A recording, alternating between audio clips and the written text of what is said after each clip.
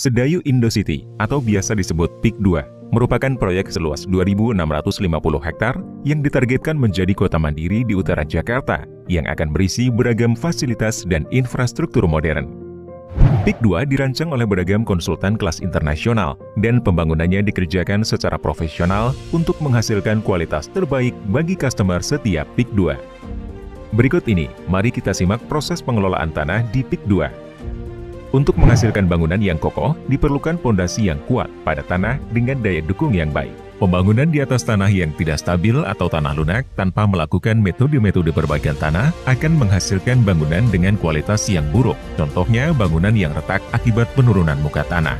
Untuk itu, dalam pembangunan sejumlah infrastruktur di PIK 2, seperti danau, sungai, jalan, area perumahan, dan jembatan, digunakan teknologi Vacuum Consolidation Method atau VCM atau teknologi pra-pembebanan vakum, sebuah teknologi modern di bidang konstruksi yang juga diterapkan pada pembangunan di Changi Airport Terminal 5.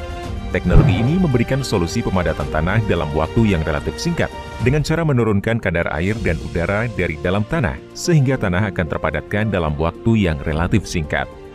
Berikut ini adalah proses pengelolaan tanah dengan teknologi vakum. Pemasangan vertical drain.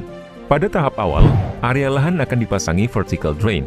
Gulungan drainase vertikal akan ditanam sepanjang tanah yang lunak hingga menyentuh tanah keras. Drainase vertikal ini berfungsi sebagai jalur drainase untuk menyalurkan kadar air berlebih dari dalam tanah lunak. Pemasangan horizontal drain. Setelah vertical drain terpasang ke dalam tanah, selanjutnya akan dipasang horizontal drain di atas permukaan tanah.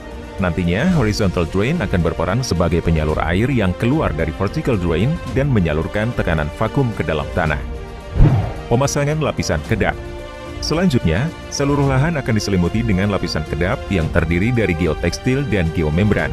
Lapisan ini berfungsi untuk membuat seluruh area konstruksi menjadi kedap air dan udara selama masa VCM atau Vacuum Consolidation Method. Pemasangan pompa vakum. Setelah itu, pemasangan pompa khusus VCM atau Vacuum Consolidation Method akan dilakukan.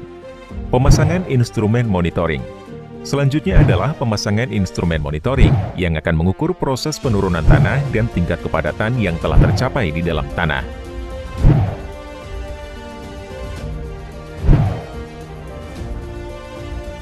Proses Vacuum Consolidation. Setelah proses-proses di atas, proses Vacuum Consolidation pun dimulai. Pompa khusus VCM akan digunakan untuk memberikan tekanan negatif atau suction ke dalam tanah. Tekanan ini akan menyebabkan sebagian air keluar dari dalam tanah. Pada waktu yang sama, udara dari luar daerah konstruksi telah dicegah agar tidak dapat masuk mengisi rongga yang ditinggalkan oleh air tersebut sehingga menyebabkan butiran tanah bergerak memadat. Kelebihan dari teknologi ini adalah memadatkan tanah dalam waktu yang relatif singkat dibandingkan menunggu proses alami yang bisa memakan waktu tahunan. Hemat sumber daya atau tanah urugan, dan minim penggunaan alat berat. Metode yang ramah lingkungan.